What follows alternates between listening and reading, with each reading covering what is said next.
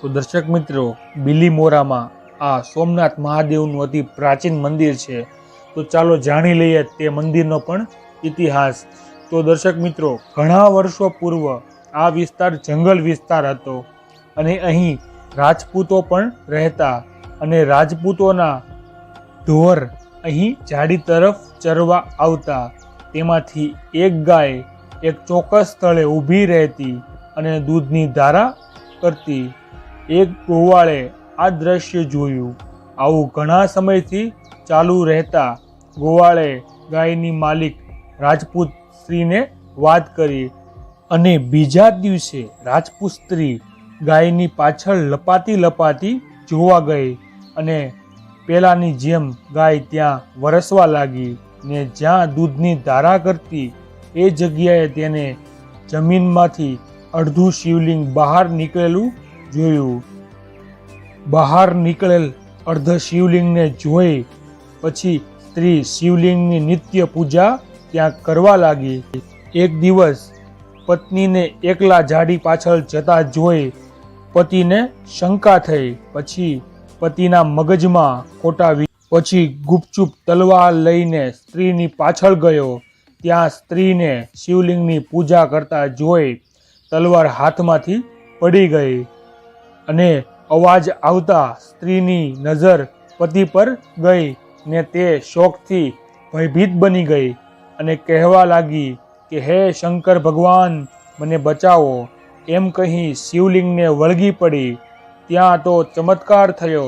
શિવલિંગ આપોઆપ જમીનમાંથી બહાર આવી ગયું અને તેના વચ્ચેથી બે ફાડા થઈ ગયા. સ્ત્રી ડરને મારે આ ફાડાની વચ્ચે બેસી ગઈ અને શિવલિંગના બે ફાડા ભીડાઈ ગયા. કહેવાય છે સ્ત્રીના થોડા વાળ સાંધાની બહાર રહી ગયા. તે લાંબા સમય સુધી શિવલિંગની તિરાડમાં દેખાતા રહ્યા. આમ આ શિવલિંગ ચમત્કારી હોવાના સાથે સ્વયંભૂ પણ માનવામાં આવે છે. એમાં જતી અને સતીનું સત હોવાથી એનો પ્રભાવ અનેરો છે. ગણદેવીના દેસાઈજી કુટુંબના વડાને મહાદેવે સ્વપ્ન આપ્યું. તે સ્વપ્નથી પ્રેરણા લઈને તેણે આ જગ્યાએ શિવ મંદિર બનાવ્યું. પછી એ જ પરિવારે 1925માં જીર્ણોદ્ધાર કર્યો. તે પછી બનેલા ટ્રસ્ટના પ્રમુખ સ્વ ગોકુલદાસ ઇટવાયાની દ્રષ્ટિ, શ્રમ અને ટ્રસ્ટીઓના તેમજ ભાવિક ભક્તોના શ્રાદ્ધપૂર્વક સંયોગથી સન 1975થી આ ભવ્ય શિવાલય અસ્તિત્વમાં આવ્યું. તો દર્શક મિત્રો, આ હતો સોમનાથ મહાદેવ બિલીમોરાનો ઇતિહાસ.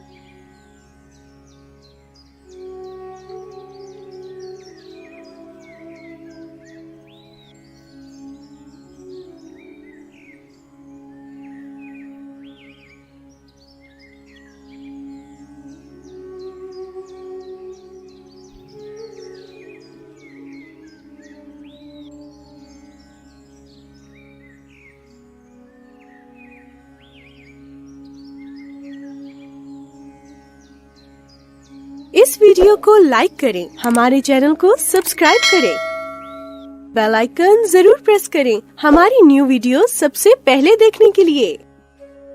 सब्सक्राइब करने के बाद ना घंटी बजा देना, ताकि जब भी मैं कोई न्यू वीडियो अपलोड करूं तो तुम्हारे फोन की घंटी भी बजे। विजिट की